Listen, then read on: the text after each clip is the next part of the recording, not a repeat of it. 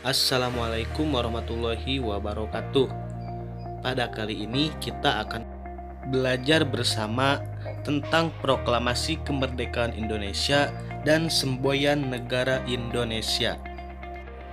Sekarang coba kalian perhatikan video proklamasi kemerdekaan negara Indonesia. Proklamasi. Kami, bangsa Indonesia, dengan ini menyatakan kemerdekaan Indonesia.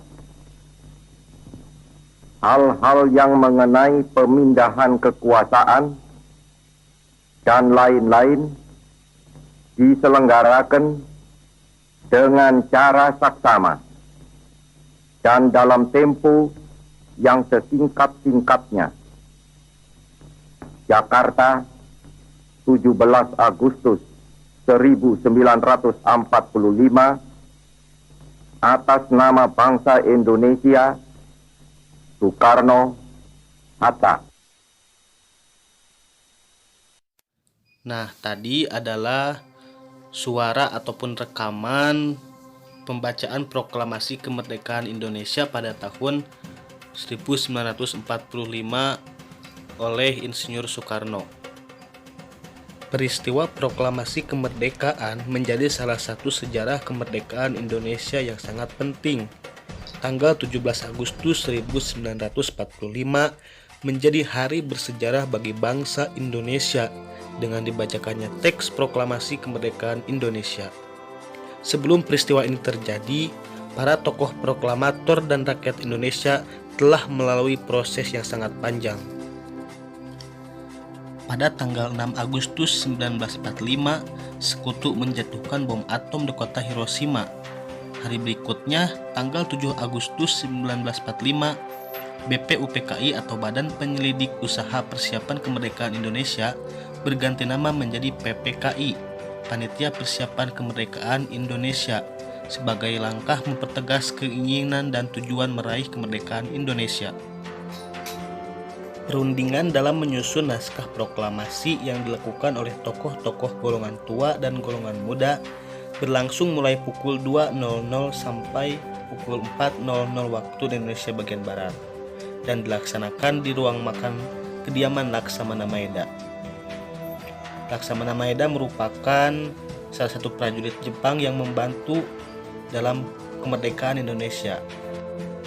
Susunan teks proklamasi ditulis tangan oleh Insinyur Soekarno yang kemudian diketik oleh salah satu tokoh yang hadir dalam perundingan, yaitu Sayuti Meli. Pembacaan teks proklamasi kemerdekaan Indonesia diselenggarakan pada tanggal 17 Agustus 1945 di rumah Insinyur Soekarno pada pukul 10.00 waktu Indonesia bagian Barat.